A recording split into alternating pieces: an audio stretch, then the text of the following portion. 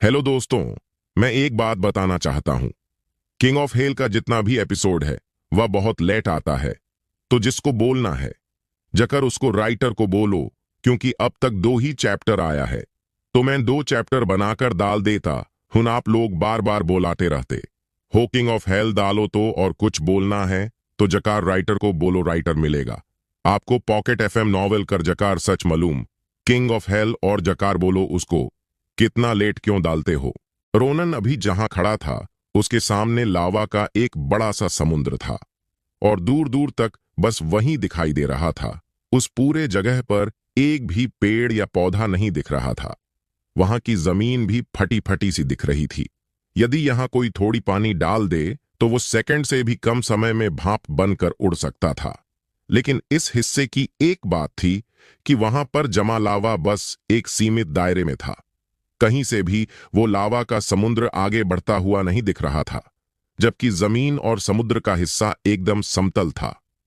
Ronan ने उस हिस्से को गौर से देखा और आह भरते हुए कहा, मुझे नहीं उम्मीद थी कि मैं इस जगह पर फिर कभी वापस आऊंगा, लेकिन जो भी है सही है। कुछ चीजें समय रहते सही हो जाएं तो अच्छा रहता है। इतना बोलकर वो उस लावा के समुद्र में खुद गया और कुछ ही समय में वो वहां से गायब भी हो गया। जब इस समुद्र को लगा कि उसने कुछ आया है तो उसमें ऊंची ऊंची लहरें उठने लगीं और ऐसा लग रहा था कि वो विकराल रूप ले चुकी है। और वहीं दूसरे ओर रोनन के शरीर में एक भीषण गर्मी की लहर उठने लगी और उसका पूरा शरीर लाल पड़ गया। तभी उसके शरीर से एक प्रकाश निकली और उस प्रकाश को महसूस कर वो समुद्र तुरंत शांत हो गई और वहां एक चक्रवात आ उठा और उस समुद्र ने रोनन को अंदर धकेल दिया। वहीं रोनन पूरी तरह शांत था और कुछ ही समय में वो एक बड़े से खाली मैदान में पहुंच गया, जहां हर ओर रेतीला मैदान, कुछ जगह पर छोटे पौधे दिखाई दे रहे थे और दूर से कुछ चीजों की दहाड़ने की आवाज आ रही थी। लेकिन इससे रोनन को कोई फर्क नहीं पड़ा और वो आगे तेज रफ्तार से बढ़ गया। कई मील का सफर करने के बाद उसके सामने एक के कई मीटर ऊंचा बिच्छू आया, जो उसे एक ही बार में खाने के लिए तैयार था। उस बिच्छू ने अपना डंक फैलाते हुए कहा, आह, कितने वर्षों बाद एक इंसान इस जगह पर आया है। तुमने ऐसा क्या गुनाह किया जो तुम्हें इस जगह पर भेज दिया गया? लेकिन कोई बात नहीं, मैं तुम्हें खाकर अपना पेट भरूंगा। उस बिच्छू ने अपना बड़ा मुंह खोला और सच में शैनन जैसे एक कई सारे लोग उस मुंह में एक बार में समा सकते थे। लेकिन रोनन ने अपना हाथ झटका और वो बिच्छू कई मील आसमान में उड़ गया और गायब हो गया। और वहीं रोनन ने बिना देखे आगे का सफर शुरू कर दिया और कुछ समय बाद वो एक बड़े से महल के बाहर खड़ा था। वो महल इस बंजर सी जमीन पर भी बेहद आकर्षक दिख रहा था और ऐसा लग रहा था कि कोई सम्राट यहां पर रहता है। उस महल के बाहर एक बड़ा सा एस दरवाजा था और फिर जैसे ही रोनन उस दरवाजे के बाहर पहुंचा कि वो दरवाजा खुल गया और 2 लड़कियां बाहर आईं और वो दोनों उसके सामने झुक गईं। और ये देखकर रोनन ने एक आह भरी। उसमें से फिर एक लड़की ने कहा, माननीय सम्राट, आप अंदर आ सकते हैं, महारानी आपका इंतजार कर रही है। और उन दोनों ने रोजन को हाथ से इशारा के अंदर आने को कहा और वो आगे बढ़ गए। वहीं रोनन भी उनके पीछे चल दिया। रोनन ने अंदर का नजारा देखा, जहां पूरी जगह बड़ी सी रेगिस्तान थी। वहीं इस महल के अंदर सुनहरे घास के मैदान थे और कई सारी फूल और बड़े पद थे, जो इस बगीचे को और मनोरम बना रहे थे। और ये देखकर तो रोनन के दिल में और अजीब सी कंपन होने लगे। लेकिन उसने कठोर चेहरा बनाया और आगे बढ़ गया। उस महल के अंदर भी एक और दरवाजा था, जहां 2 और लड़कियां थीं और बाहर गई दोनों लड़कियां वहीं रुक गईं और रोनन अंदर चला गया। उसके अंदर जाने के बाद वो दरवाजा खुद बंद हो गया और बाहर खड़ी लड़कियां कहीं हवा में गायब हो गईं। रोनन उस महल के हॉल में बैठा था और उसने अपनी मुट्ठियां एक बार कसी और फिर खुद को शांत किया और शांति से बैठ गया। उसी वक्त एक लड़की ने उसके सामने एक सुंदर सा प्याला लाई, जिसमें पहले से कुछ पीने के लिए रखी हुई थी। और रोनन ने बिना सोचे उसे उठाया और प्यार से पीने लगा। और पहला सिप लेते ही उसने उसकी तारीफ करते हुए कहा, बहुत अच्छा है, ये 15,000 वर्ष पुरानी चाय पत्ती और ये सुनहरे झील का पानी इस चाय की और अच्छा बना रही है। उसी वक्त एक आवाज उस कमरे में गूंजी, जिसने कहा, अच्छा, तो आपको अब तक इस चाय का स्वाद पता है। मुझे लगा कि आप भूल गए होंगे। और उस आवाज के साथ एक सुंदर सी औरत उस कमरे में हवा में प्रकट हुई और सीधे रोनन के पास पहुंच गई। लेकिन रोनन ने अपना सिर नहीं उठाया और चाय का आनंद लेता रहा। जब उसने चाय पी ली तो उसने अपना सिर उठाया और सामने देखा तो उसमें सामने एक बेहद अप्सरा जैसी खूबसूरत औरत बैठी हुई थी। उसे देखकर लगता था कि वो अभी 20 से 30 वर्ष की उम्र की होगी और उसका चेहरा और ज्यादा सुंदर और चमकदार लग रहा था, ऐसा कि जैसे ऊपर वाले ने उसे फुर्सत से तराशा हो। उन दोनों को आंखें मिलीं और दोनों ने कुछ नहीं कहा और एक दूसरे की देखते रहे। वहीं वो चाय देने वाली लड़की कब की उस कमरे से गायब हो गई थी। फिर भी उस कमरे में एक अजीब सी शांति पसरी हुई थी, ऐसा कि मानो किसी ने दो पुतले कुर्सी पर रख दिए हों। उन दाना का आंख मिली और दोनों ने कुछ नहीं कहा और एक दूसरे की देखते रहे। वहीं वो चाय देने वाली लड़की कब की उस कमरे से गायब हो गई थी। फिर भी उस कमरे में एक अजीब सी शांति पसरी हुई थी, ऐसा कि मानो किसी ने दो पुतले कुर्सी पर रख दिए हों। फिर भी रोनन ने खामोशी तोड़ते हुए कहा, मुझे माफ कर दो। मुझे पता है कि इन निशांत राक्षसों का जिम्मा लेते लेते थक गई होगी और मेरी भी मजबूरी थी कि तुम्हें इस जगह कैद होना पड़ा, लेकिन इसमें तुम्हारी भी गलती थी। कौन थी वो औरत? उसे किस बात की सजा दी गई थी? क्या वो दोनों प्रेमी थे? उस औरत का चेहरा तुरंत हल्का सख्त हो गया और उसने गौर से रोनन को देखा, लेकिन वो चुप रही।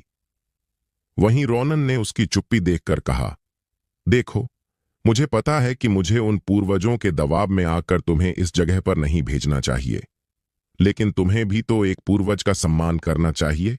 हाँ, वो थोड़े घमंडी है, लेकिन वो हमारे नर्क क्षेत्र के लिए ही काम करते हैं। वो औरत चुप रही और कुछ समय के बाद बोली, मैं तुमसे नाराज नहीं हूं।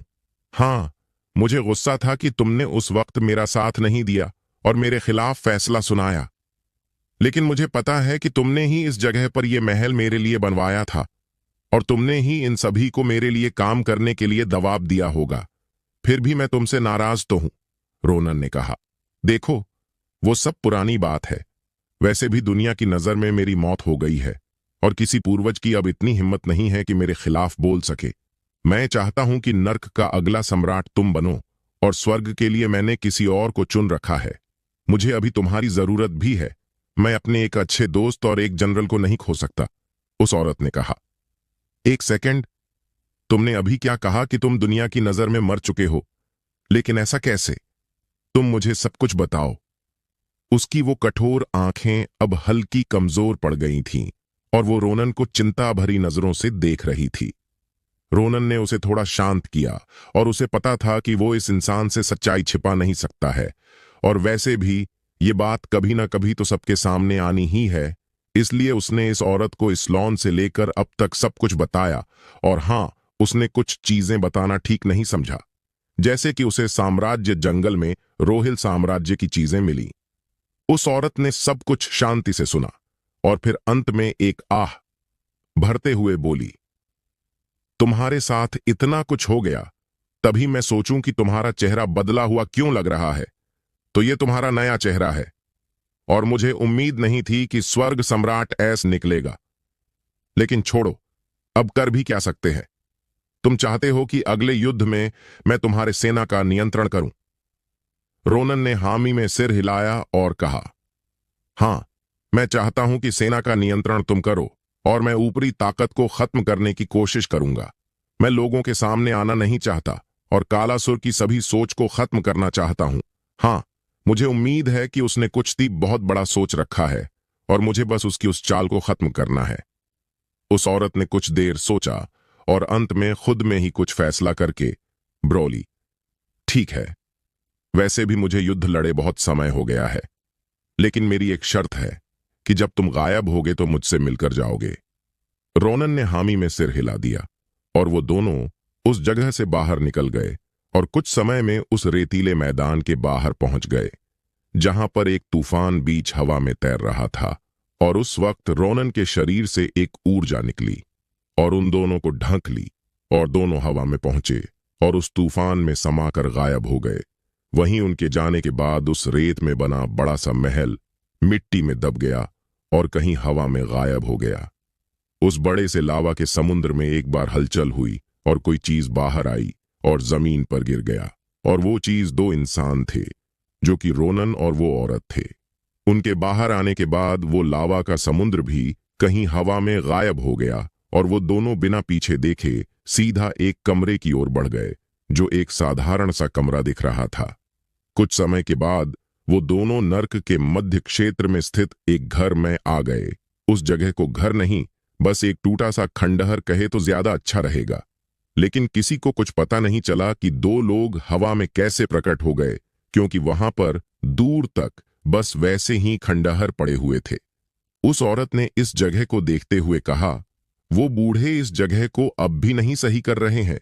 कम से कम इसे एक कैदी गृह जैसा ही तो बना सकते थे। यदि कोई दुश्मन कब्जा भी कर लेगा तो यहां पर नहीं आ पाएगा। रोनन ने कुछ नहीं कहा और आगे बढ़ गया, क्योंकि इस जगह को उसने सही कर दिया था। लेकिन स्वर्ग से युद्ध की वजह से यह जगह टूटकर बिखर गया और ऐसा बन गया। इसमें उसकी भी गलती थी कि वो अपने दुश्मन को कैद करना चाहता था और दुश्मन चालाक था और इस जगह से किसी तरह से बच निकला। वो दोनों एक महल जैसे घर में पहुंचे, जहां पर डेविल क्वीन पहले से इंतजार कर रही थी। उसने झुकते हुए कहा, सम्राट को मेरा प्रणाम, मार्शल को मेरा प्रणाम, और रोनन ने उसे उठने को कहा। वहीं उस औरत ने कहा, तो तुम अब तक पहले जैसी ही हो। खैर, तुम्हारी ताकत काफी बढ़ी हुई दिख रही है। अच्छा है कि तुम खुद पर निर्भर रह सकती हो। आखिरी बार तुम केवल मामूली सी बच्ची लगती थी। डेविल क्वीन बस हल्की सी मुस्कुरा दी, क्योंकि उसे पता था कि सामने वाले की उम्र उससे काफी बड़ी है और वो इसमें कुछ नहीं कर सकती है। वहीं इन सब से काफी दूर एक बड़े से मैदान में कई काले कपड़े पहने लोग बड़ी संख्या में खड़े दिख रहे थे। उन्होंने एक लंबी सी कतार बना रखी थी। उनके सामने एक व्यक्ति खड़ा था। उसने सभी की ओर देखते हुए कहा, अब नर्क पर कब्जा करने का समय आ गया है। कौन था ये व्यक्ति? क्या थी ये मार्शल?